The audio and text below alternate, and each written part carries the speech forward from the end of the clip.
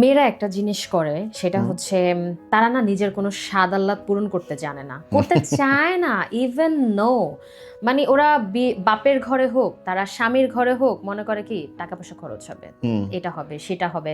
তারা সুন্দর একটা ব্যাগ, সুন্দর একটা ড্রেস, সুন্দর একটা জুতা ক্যারি করতে চায় না, তারা প্রতিনিয়ত স্যাক্রিফাইস করে। সো আমি সব সময় স্যাক্রিফাইস মেয়েদের অবশ্যই রেসপেক্ট জানাবো, বাট মেয়েদের স্বাদ মানে স্বাদ আহ্লাদের আসলেই মেয়েরা হয়।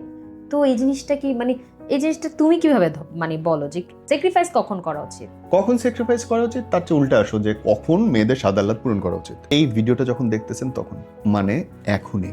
এখন আমাকে বলবা কেন বা কিভাবে। এখন করতে গেলে তোমার হাজবেন্ডের অনেক টাকা যাবে, বাপের টাকা যাবে।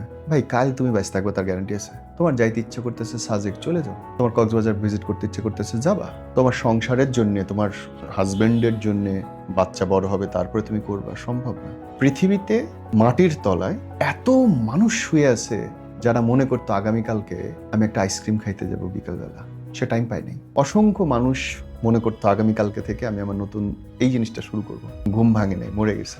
আগামীকালকে তোমার সংসারে সব ভালো হবে, তুমি বাইসে থাকবে, কোনো গ্যারান্টি নেই। এখন তোমার পূরণ করতে হবে, তবে নিজের স্বাদ আহ্লাদ অন্যের টাকায় পূরণ করা যাবে না। ডিম বেঁচে হোক, হাঁস বেঁচে হোক, নিজের স্বাদ আহ্লাদ নিজের টাকায় করতে হবে, যেন কারো বাপের ক্ষমতা না থাকে কইতে যে খালি বাসায় বসে বসে খাওয়ার ঢং করো। You understand?